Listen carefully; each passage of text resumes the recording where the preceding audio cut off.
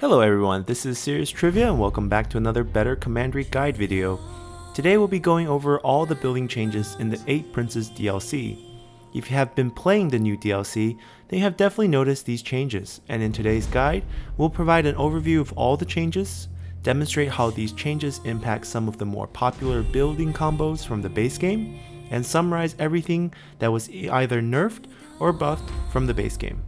For those of you who do not yet own the DLC, maybe these changes can entice you to get the new 8 Princes DLC, which in my opinion is definitely worth buying. Alright, let's get started. First off, most of the buildings in the game are still the same as in the base game. The major changes in the 8 Princes DLC is replacing public order with something called noble support. Now noble support is the new public order, and they share many of the similar mechanics. If your noble support goes into the negative, your commandery will suffer population loss, and a negative 100 noble support, a noble rebel will appear, much like the yellow turbans in the base game. One major difference, however, is that population, which used to be your biggest public order headache, is no longer correlated with noble support at all. This means you can now upgrade your settlements as much as you want without causing any noble support penalties, which is a huge change. Lastly, since population no longer drops noble support, the game has decided to add noble support to more buildings. So let's go over all these changes now. First up is everyone's favorite private workshop. As you can see, the numbers for the private workshop did not change, except now it causes a drop in noble support, which increases as you upgrade the building. At level 5, however, the powerful 5B option causes slightly less noble support drop. The wording here is a bit strange.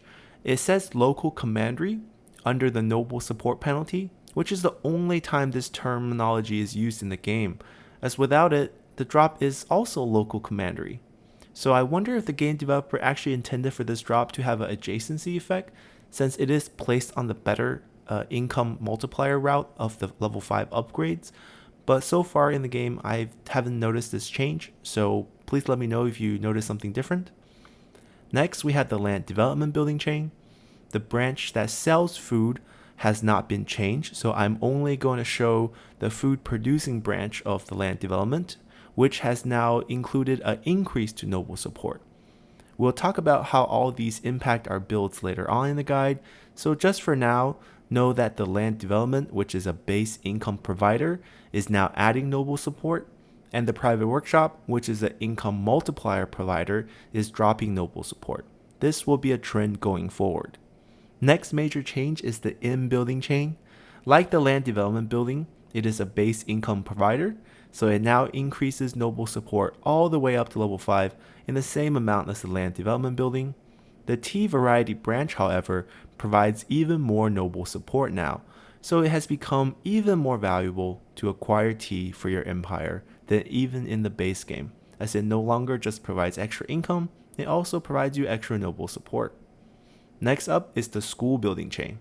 It still provides the same character experience boost and has the same upkeep cost, but it now provides a small boost to noble support, which is actually a big buff to this building chain, as it can now become a viable replacement for the role of the Confucian Temple that was used in the base game purely as a public order boost. So the school building actually becomes sort of a mini temple that provides a little bit less noble support, but also can provide you experience to characters. Next we have the marketplace, which as you see is a commerce income multiplier provider, which much like the private workshop means that you're going to see a drop in noble support, but this building chain drops it by an extra amount starting at level 3. By level 5, you can see this drop amount to minus 16 for options 5A and 5C, and for option 5B, the Silk Trader option is minus 14.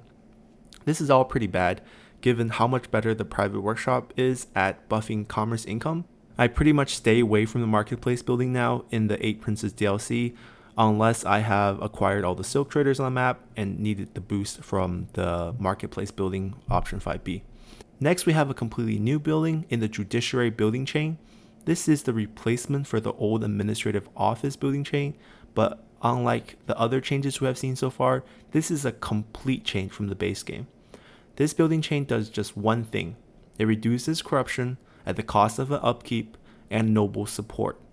with so many other tools to fight corruption and the new satisfaction mechanism, which also drops corruption faction-wide, I just don't see myself ever building this building chain in any of my games. Next up, we have the new Confucian Temple. It no longer has anything to do with public order or noble support in this case, which was its sole purpose in the base game. It now boosts your research rate and income from all sources at the cost of a little upkeep. This is still an excellent building to build in your higher level commanderies as a 5th building or a 6th building to boost the income, just enough to justify the upkeep cost while providing a nice boost to research rate. Lastly, instead of the tax collection building chain, we now have the inspector's office. This is a terrible building.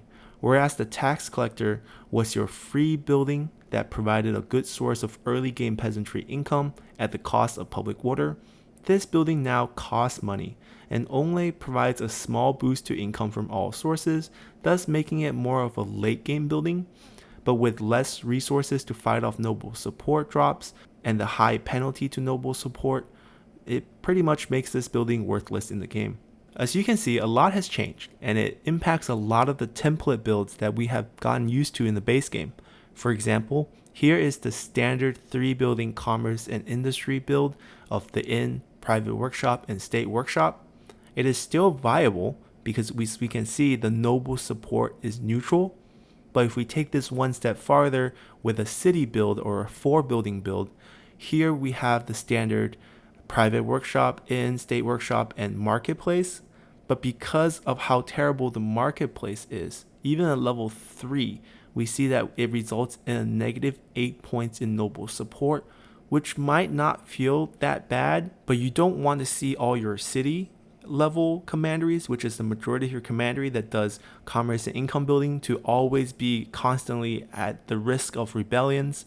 In the base game, we only designated a few of the really profitable peasantry commandery to be prone to rebellions and deal with it. There's just too many commerce and industry commanderies for all of them to be suffering from negative 8 points of noble support. So I feel like this template build is no longer feasible, mainly because the game developers did not make the state workshop, which is also a base income provider, have any increases to noble support to counteract the multiplier decreases. So we're now left with only the inn building and the food producing land development branch to add noble support. With these changes, a good build will now always be a 6-building build as shown here. It will almost always have a land development building, as it provides noble support, population growth, food, and income. You can see this as the new and improved Confucian Temple. For your commerce and industry buildings, you want to include all 3 of the industrial buildings, as they only cause 6-point drop in noble support while providing the maximum amount of industry income. For commerce, I can only recommend the inn building chain. You can replace the final building slot either with the government support building as shown here or the marketplace building, as we now have enough noble support point in this build to counteract a fully upgraded marketplace. But I would still rather have the government support building because it boosts peasantry income, which is much more scalable, and it provides food production, which is required for these higher level settlement builds since they require a lot of food. So in summary, here's what I think got buffed and nerfed in the 8 Princes DLC from the base game in terms of building and commandery management. Number 1, settlements got the largest buff, as population no longer drops noble support, so as long as you have food, it is now more profitable and optimum to upgrade your commandery to the highest level your food supply can handle. This also means building up a large population is now a good thing, as it boosts peasantry income, which is the biggest winner of all 3 income sources. Food production is also boosted, as the food producing branch of the land development is now also your best noble support boosting building, so you can almost build it as a better temple building from the base game in almost all your commanderies. The government support building is also the only income multiplier building in the game to not receive a penalty to noble support, so peasantry focused commanderies really are the biggest winner here. The inn building with its high noble support is also a winner. The tea resource is now even more important, as it not only brings in more income, it also provides more noble support. The game also now gives you another reason to build the school building, as it not only provides character experience, but also acts sort of a mini temple that provides a small amount of noble support. I would still recommend using the land development as your new temple building, as the land development is upkeep free, food producing, and income generating. Lastly, the laborer building, which we did not utilize much in the base game, is now indirectly buffed because A, population is now a good thing, and B, the marketplace is now a bad building. So the 40% boost to industry without any noble support penalties is a good thing to have. Next, we come to the nerfs. First off, the state workshop building ended up being the only income generating building to not receive a boost to noble support. The building is still great, but it hurts the commerce and industry template build because now you only have the in building to balance things out with both private workshop and marketplace dropping noble support. Speaking of the marketplace, it remains the worst income multiplier building in the game. If anything, is sunk farther down the list and is now almost unbuildable.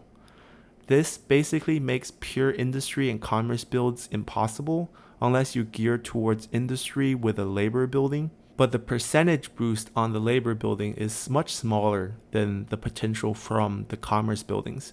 So unless your industry income is sky high because you have maybe 2 counties producing industry income, it'll just be less income than before, and probably better to add in the land development building instead for the noble support boost, food, and peasantry income, which is now more scalable with the population. However, peasantry income did take a hit with the loss of tax collection building, but with population growth playing a bigger role, the maximum income is more capped, but it should be easier to reach that higher tier of peasantry income for all your commanderies when compared to the base game, where it's harder to balance population growth with the penalties to public order and the fact that public order itself will bring down your population.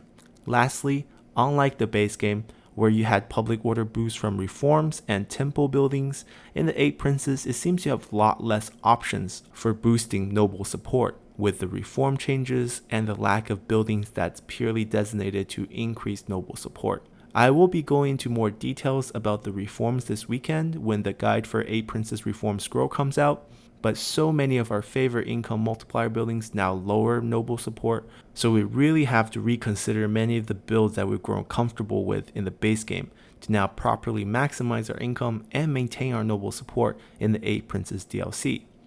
With that, this concludes our overview of the building changes in the 8 Princes DLC. Tomorrow I'll be releasing the DLC's faction unique building overview with all the 8 Princes. And over the weekend, we'll be taking a deep dive into the new reform scroll as well.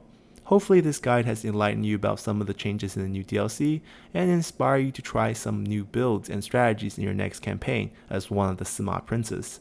For those of you who are on the sidelines, who are yet unsure about getting the new DLC, hopefully this video has provided you with a small glimpse of some of the challenging and exciting changes in the game and sparked your interest to give it a try. I highly recommend you to also check out my Sima I Let's Play on the channel, which is updating daily. Once again, I want to thank you all of you for watching and see y'all next time. Bye!